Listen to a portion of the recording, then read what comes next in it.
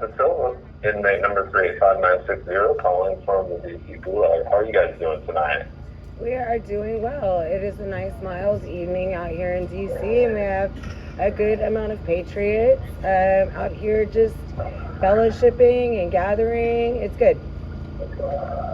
Oh, that's great. That's great. I noticed the leaves are starting to turn. Have you guys seen any of the fall colors? Oh, yeah. Yeah, Go ahead. it's nice.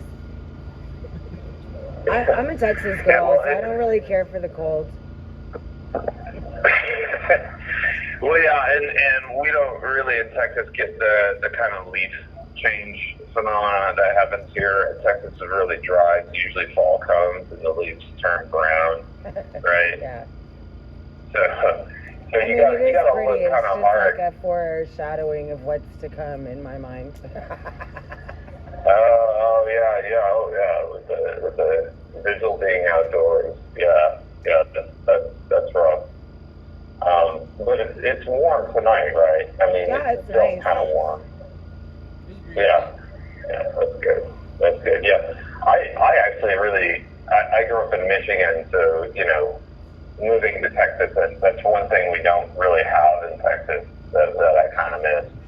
But these past couple of years, I have been able to find here and there a few groves of trees that their leaves change during the fall, and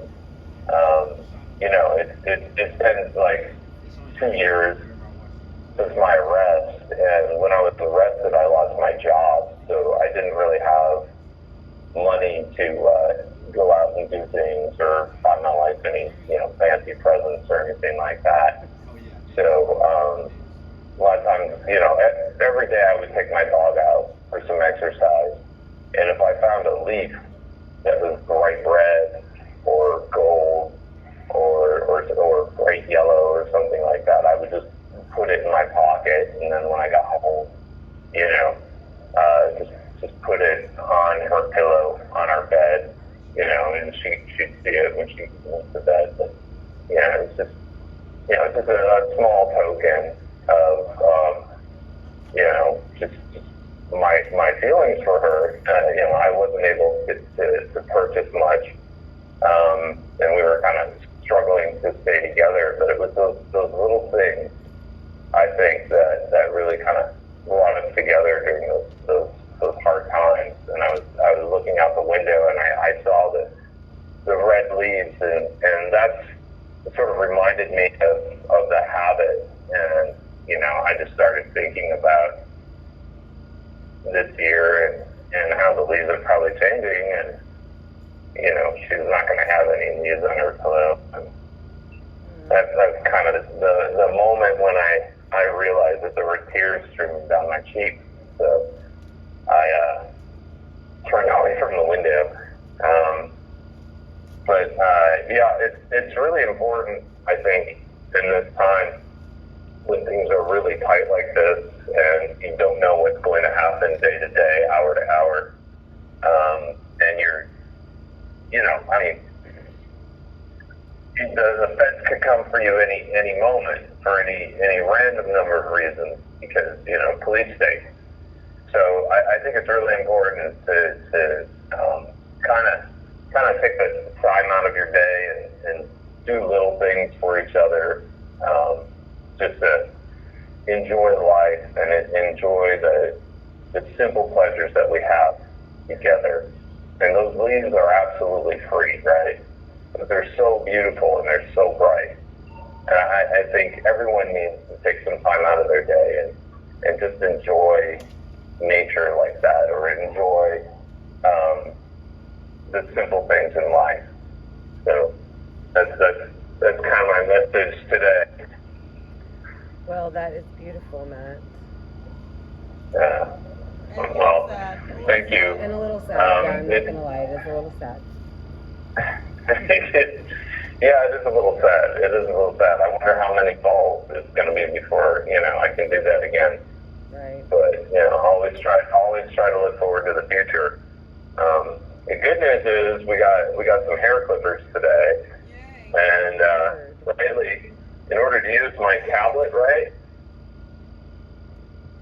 and there's so much that the face has receded entirely into the hair that I was having trouble detecting whether or not there was a face there.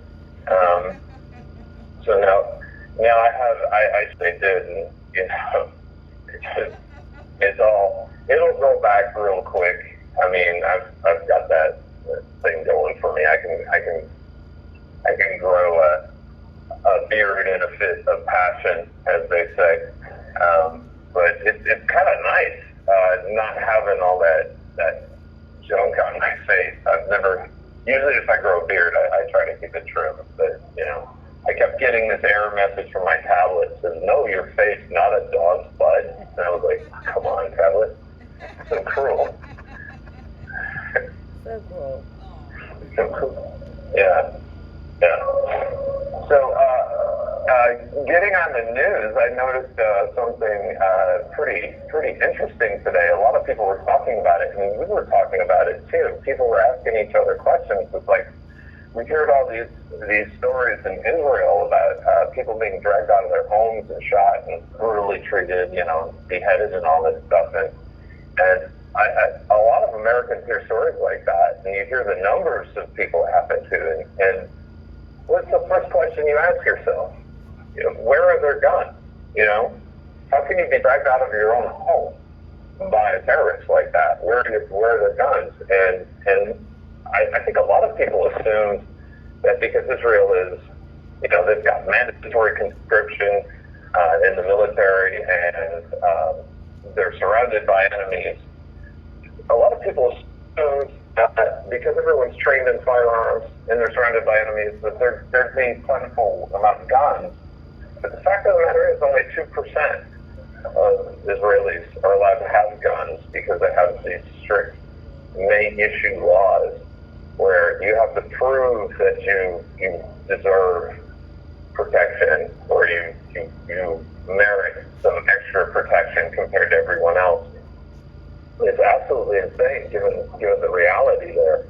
And you compare it with the United States, where gun ownership is around 30%, and most people own, more than one gun, right?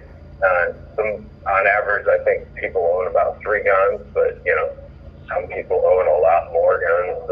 I had one gun when they arrested me. I had to get rid of it. It's really sad. But now there's a movement in Israel where they're trying to petition for easier access to, guess what, guns. So it's a real kind of learning moment where we can see that, yes, the reason why we need firearms is for self-protection against maniacs. And they could be coming from anywhere, especially since our border is wide open. Right. And there are actual terrorists and elite members of the PLO, and you've got military-aged Chinese males coming through as well. I mean, if I didn't know any better, I'd say this country's being set up for a major fall, using a lot of violence and drugs. I don't know, but I think having a disarmed populace would, they probably would have made their move already if that was the case, if we were disarmed. Oh, yeah, absolutely. Well, and a lot of Democrat cities are disarmed. Well, the law-abiding citizens are. Yeah.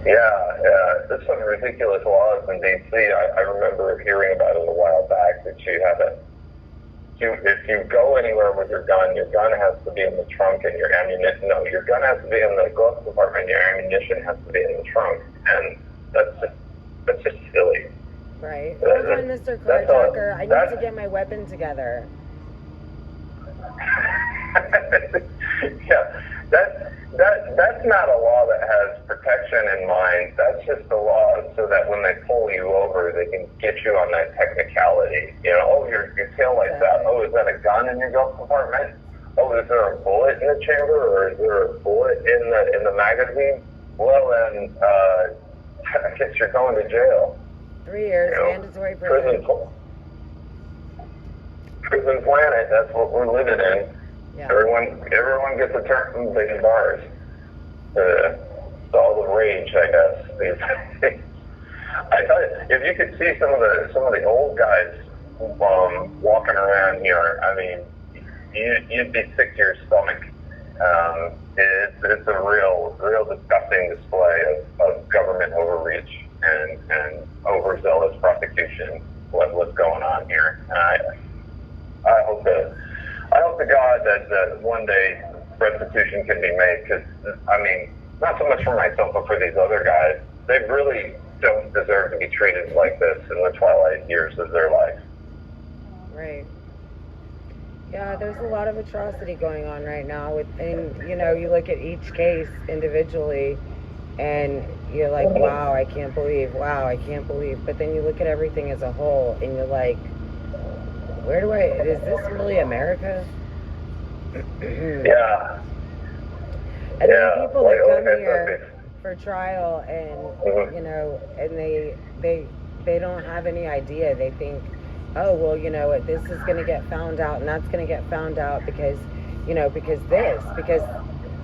the truth. Oh, yeah. And it's like, that's just not how it is. It's not how it is at all. Like, and it's sad because you don't want to be the one to burst their bubble and be like, I hate to tell you this, but you're about to get totally hosed, you know, but and then you see the defeat on their face as the trial progresses, and they're being eviscerated, you know, and they're starting to realize that there's no chance of fairness. And I've seen it a few times, and it's really sad. It's heartbreaking, because what do you say to somebody like, oh, I'm really sorry that your federal government is doing this to you? Yeah, and that emotional roller coaster where you start to convince yourself that there's some sliver of hope because your case is different for some reason, or there's this detail that they've overlooked that's going to be pivotal to my case and might help others, and then you go through the trial and you realize nothing is going to matter. That emotional roller coaster, I think, is what really sets people off. And by the time they get to their sentencing, I mean, there's a lot of us, we have like a huge chip on our shoulder, and that's when a lot of the speechifying occurs. And I've heard lawyers say, it's like, don't let your client make a speech at a sentencing hearing, or you know stuff like that. But a lot of us do, and it's because you can't believe it. Like me, every day I wake up and I think, okay, now the people are going to come from around the corner and yell surprise and tell me this was all a super elaborate practical joke, because I still cannot believe it's happening, you know. And those guys are coming. I don't know. Maybe tomorrow they'll tell me it was a practical joke. I don't know, but you know, it's really mind numbing to experience it. And realize that I'm gonna be stuck like this for a very, very long time, and there's very little hope that anyone with a shred of decency and sanity is going to be able to intervene on my behalf. You have 1 minute remaining. Yeah, that's the saddest part, is that anybody that has any power to be able to do something about what's going on with you guys just uses it as a political tool for their own personal agendas, and they haven't done a whole lot to actually do anything for you. So their rhetoric needs to stop, and their actions need to start, in my opinion. But that's just my opinion, so there you go. No, I agree with you 100%. I agree with you 100%. Hey, before I go, I just want to tell everyone to be lovely to each other and just enjoy life. And I want to thank everyone for being so vigilant.